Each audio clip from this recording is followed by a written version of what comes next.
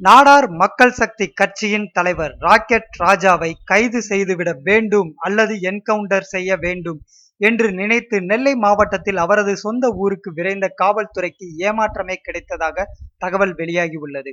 அகில இந்திய நாடார் பாதுகாப்பு பேரவை நிறுவனர் வெங்கடேச பண்ணையார் 13 வருடங்களுக்கு முன்பு ஜெயலலிதா ஆட்சி காலத்தில் சென்னையில் வைத்து போலீசாரால் சுட்டுக் கொல்லப்பட்டார். இதையடுத்து அடுத்த மக்களவை தேர்தலிலேயே திமுக சார்பில் களம் கண்ட வெங்கடேச பண்ணையாரின் மனைவி ராதிகா செல்வி எம்பி ஆனார். இந்த நிலையில் வெங்கடேச பண்ணையாருக்கு நெருக்கமான நாடார் மக்கள் சக்தி கட்சியின் தலைவர் ராக்கெட் ராஜா தலைமறைவு வாழ்க்கை நடத்தி வருகிறார்.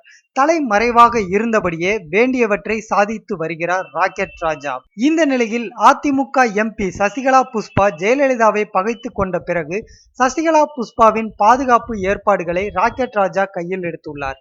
இதனால் ஜெயலலிதாவுக்கு நெருக்கமானவர்கள் கடும் கோபத்தில் இருப்பதாக கூறப்படுகிறது. வெங்கடேச பண்ணையாரை போலவே ராக்கெட் ராஜாவையும் என்கவுண்டரில் கொல்ல போலீசாருக்கு அவர்கள் சமிக்கை கொடுத்திருப்பதாக கூறப்படுகிறது.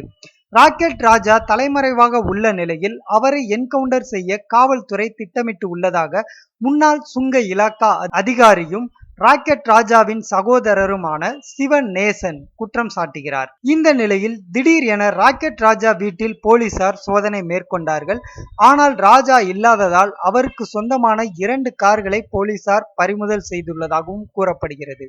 ராக்கெட் ராஜாவை கைது செய்யவே அவரது சொந்த ஊரான நெல்லை மாவட்டம் திசையான் விலை அடுத்த ஆனைக்குடிக்கு போலீசார் சென்றுள்ளனர். ஆனால் போலீசார் வருவதை ராஜா முன்கூட்டியே அறிந்து கொண்டு அவர்கள் கண்ணில் மண்ணை தூவிவிட்டு தப்பிவிட்டதாக கூறப்படுகிறது.